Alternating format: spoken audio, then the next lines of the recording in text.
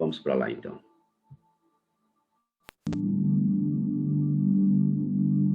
Viu alguma história especial em que o anjo do Senhor despertou alguém?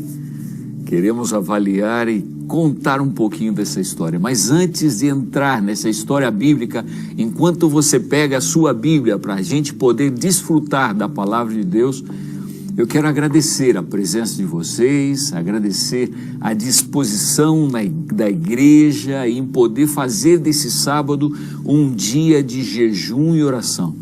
Nós temos muitas razões para orar ao Senhor, temos muitas necessidades. E então a igreja da América do Sul decidiu reunir esse dia para que todas as igrejas, todas as famílias, todos os irmãos pudessem estar clamando ao Senhor. Há motivos especiais, mas queríamos que você escolhesse o seu motivo de jejum e oração. Já escolheu? Já sabe qual é? Já está direcionado? Começou a orar já desde ontem ou antes até? Tem orado por ele? Quem sabe você vai poder sentir durante já este dia o retorno de Deus, aquele seu pedido, aquele seu clamor, a sua necessidade, aquilo que você está pedindo. Clame ao Senhor. Hoje é um dia de alegria, é um dia de bênçãos.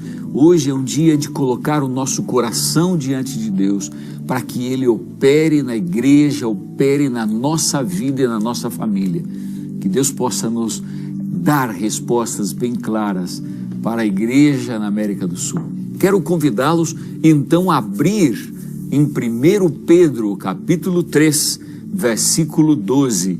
1 Pedro capítulo 3, versículo 12. E Pedro mesmo fala assim: porque os olhos do Senhor repousam sobre os justos, e os seus ouvidos estão abertos às suas súplicas, mas o rosto do Senhor está contra aqueles que praticam o mal. Quando vemos esta citação de Pedro claramente, a gente se lembra quando foi exatamente que Pedro foi tocado fortemente pelo Espírito Santo e pelo toque do anjo. E você pode então abrir a Bíblia em Atos dos Apóstolos, capítulo 12. Atos dos Apóstolos, capítulo 12. E nós vemos aqui uma história lindíssima que marca a vida dele. E aqui nós queremos tirar algumas lições. Você pode colocar com a sua caneta, destacar coisas importantes na leitura que vamos fazer, mas encontre e veja que coisa maravilhosa a história que vemos aqui. Herodes estava estava tentando ajudar, vamos dizer assim, ganhar a popularidade dos judeus, prendeu alguns daqueles que eram considerados os apóstolos e já havia matado ao fio da espada a Tiago. E agora estava preparando e prendeu também a Pedro e estava esperando o momento certo, no momento que terminasse o dia dos pães asmos, para então também, depois da Páscoa, matar a Pedro. E Pedro estava preso. Quando você tem um problema e uma dificuldade, o que é que você começa a fazer? O que é que você faz primeiro? Quando seu filho fica doente, o que é que você faz? Leva diretamente ao hospital, dá o remédio, atende. O que é que você faz primeiro? Aí, quando ele estava na prisão, a igreja se reuniu e começou a orar. Olha que lindo, a igreja unida. Imagino quantos problemas a pandemia tem causado à vida familiar, os relacionamentos, a vida de cônjuges, os casais, o trabalho, a economia, as finanças do lar, as tensões e crises políticas e até as crises espirituais que trabalham fortemente na vida e no coração. O que fazer? Orar, orar. Mas o interessante é que enquanto Pedro, já há quase uma semana ali dentro da prisão, esperava, porque o dia seguinte era o dia da sua execução. Ele podia estar ansioso, preocupado, sem dormir, mas diz que Pedro estava dormindo tranquilamente, diz o verso 6. Pedro dormia. E Herodes havia colocado um excesso de cuidado e de segurança, medidas extremas ali.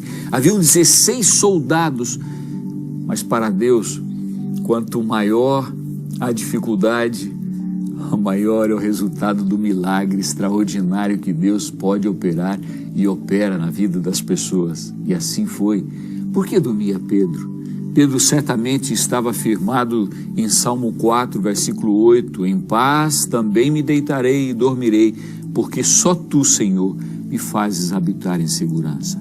Ou então em Isaías 41, versículo 10, não temas, porque eu sou contigo. Não te assombres, porque eu sou teu Deus. Eu te fortaleço e te ajudo e te sustento com a destra da minha justiça. Ele dormia o sono tranquilo do justo, que confiava que Deus estava dirigindo e acompanhando a sua vida. Devemos lembrar, em primeiro lugar, que sobre todas as coisas estava Deus. E você, ao ler a história, vê a atuação clara de Deus Pai como coordenador, como líder, como aquele que exatamente faz e executa os milagres e atua na vida das pessoas. Mas vemos também o motivo por que eles avançavam, era o empenho, amavam a Jesus. E ali vemos Deus Filho atuando, e vemos Deus Espírito Santo tocando na vida de Pedro, dos apóstolos, e também tocando na vida da igreja para dar resultados, e na vida de uma pequena garota chamada Rode. Rode tinha o significado de rosa. Ali vemos claramente essa atuação de Deus Pai, Deus Filho e Deus Espírito Santo, Deus que faz milagres. Herodes Agripa I era neto de Herodes o Grande, aquele que havia assassinado as crianças em Belém, e era sobrinho de Herodes Antipas, que havia decapitado João Batista. Herodes foi ganhar e ele foi tentando dominar e achava que dominava o mundo. Quando as coisas são dominadas muitas vezes pelas situações onde nos parece que não há solução, vem Deus, porque Deus segue no trono e tem tudo debaixo do seu controle. Nós não sempre entendemos os caminhos de Deus, mas sempre sabemos que a vontade de Deus é a melhor para nós. E enquanto Pedro dormia, o anjo do Senhor, diz o verso 7, veio, iluminou a prisão e o despertou. Por isso, desperta. Mas ele não despertou, ele continuava dormindo. Desperta, Pedro. E o anjo teve que tocar nele para que ele pudesse despertar. E claramente disse, levanta-te depressa. E então caíram as algemas das mãos, as cadeias que o prendiam, e então ele rapidamente se coloca na melhor posição quando despertamos e quando temos dificuldades. Ele se abaixa na posição humilde e coloca as sandálias, calça as sandálias. É assim a melhor posição do cristão para começar e avançar cada dia. Põe a capa e segue-me, disse o anjo. E então ele, como que dormindo ainda, ou como que em visão, começa a acompanhar o anjo, e as portas vão se abrindo, e os soldados que estavam ao lado dele, dormindo. E então avança com o anjo do Senhor, porque ele crê que Deus está no comando. Ele estava confiado em Deus. Era visão ou não era, era verdade ou não, ele simplesmente seguiu para fazer a vontade de Deus. Só Deus pode fazer o extraordinário, mas o seu povo você e eu temos que fazer o ordinário, calçar as sandálias, vestir e cobrir-nos com a capa e seguir o Mestre.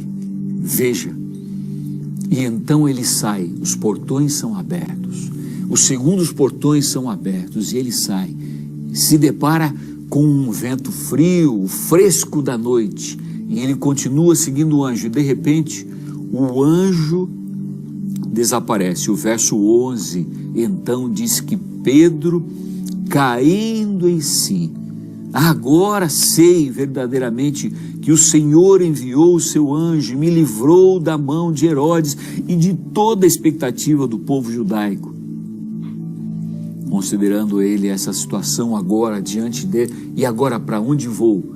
Qual era a situação? Estou na rua e podem me prender de novo, para onde vou? Imediatamente se lembrou, a casa de Maria, mãe de João Marcos.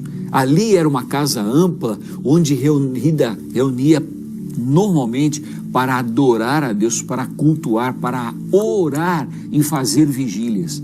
Para lá ele foi, imediatamente. Interessante, nunca devemos subestimar o poder de uma igreja que ora. A igreja estava orando não somente aquele dia, não era só um sábado de jejum e oração, eles estavam orando há 6 dias por Pedro, porque sabiam que Tiago havia sido morto e Pedro estava condenado também a ser morto, e eles oravam, pediam de Deus o milagre. E nós sabemos que o próprio Jesus disse em São João 14, versos 13 e 14, que quando nós pedimos com fé, nossas orações serão atendidas. Ele diz, e tudo quanto pedirdes em meu nome, eu o farei, para que o Pai seja glorificado no Filho. Se pedirdes alguma coisa em meu nome, eu o farei. Mas o interessante é que quando Deus quer abençoar, Ele põe a sua igreja para orar. A resposta às orações está na porta. Chega Pedro. Toca a porta. Vem uma garota. Rode para atender. Quando Deus quer abençoar, Ele põe a sua igreja para orar. A resposta às suas orações está ali na porta, mas eles não têm suficiente fé para abrir a porta e permitir a bênção entrar e a resposta às suas orações entrar. É interessante, parece cômico até. Pedro estava numa prisão fechado totalmente, com 16 soldados cuidando dele, e facilmente saiu com as suas algemas, sem algemas, saiu sem dificuldade. E agora Pedro se coloca diante de uma porta, de uma igreja na casa, e toca a porta para entrar, e não pode entrar. Parece interessante e cômico isso, provoca um pouco de humor na vida da gente, mas essa é a realidade. Para a reunião de oração ele não tinha a chance de entrar. Mas então vem uma garota, jovem ainda, quem sabe adolescente, rosa, e vemos a sua fé maravilhosa. Tristemente, a boa teologia, mais a incredulidade, normalmente levam ao temor e à confusão. Nós devemos reconhecer que ainda em reuniões de orações, ainda em cultos de nossas igrejas, orações as mais ferventes, às vezes existe um espírito de dúvida e de incredulidade. Ali, essa garota, representando as novas gerações da nossa igreja, que tanto precisam estar atendidas por nós, tanto precisam de oportunidades, de participação diante das dificuldades e desafios, para poder avançar com sua força. Rode fica ali e ouve quem é, e ouve Pedro dizer, é Pedro, abre a porta. Ela ouve, ela se identifica com a voz de Pedro, ela era amiga de Pedro, ela entendeu e ouviu os sermões de Pedro. Disse: é Pedro. Em vez de abrir a porta, ficou tão alegre, disse: eu não posso sozinho, e voltou para onde estavam os servos, onde eles estavam ajoelhados, orando e clamando, e disse, nós vemos ali, então, ela anunciou, diz o verso 14, anunciou: Pedro está aqui, está à porta. Eles lhe disseram: estás louca? E ela persistia, afirmava: é Pedro. Não, quem sabe é o seu anjo. E Pedro continuava batendo. Então, interessante que diz o verso 16, que eles abriram. Sabe o que é eles?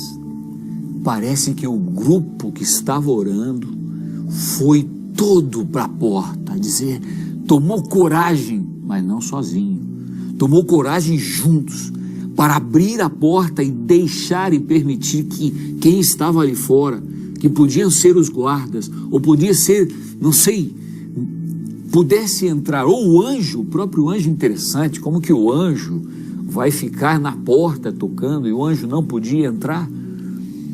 Então, eles abriram a porta, diz o verso 16.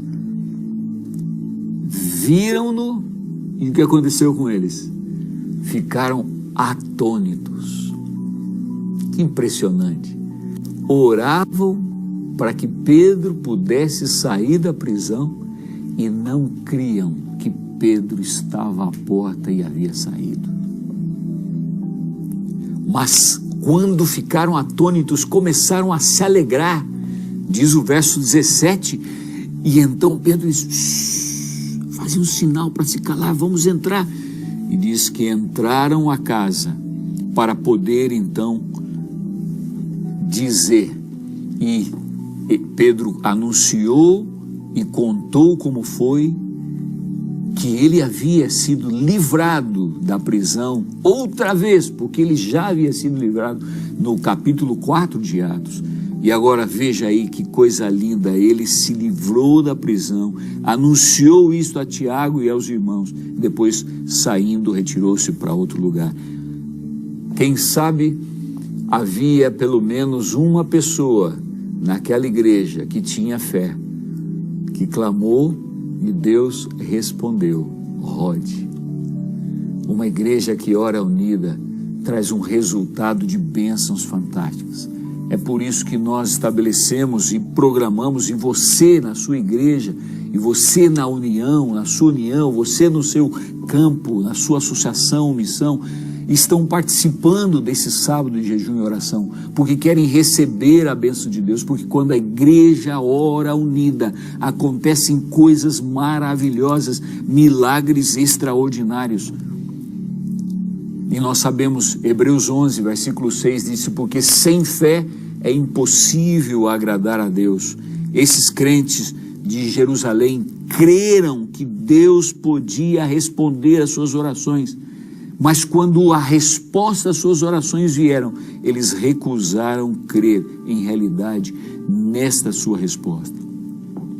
No princípio de Atos 12, nós vemos Herodes dominando, mas no final de Atos 12, nós vemos que domínio verdadeiro não foi de Herodes, mas o domínio era de Jesus, o domínio era de Deus.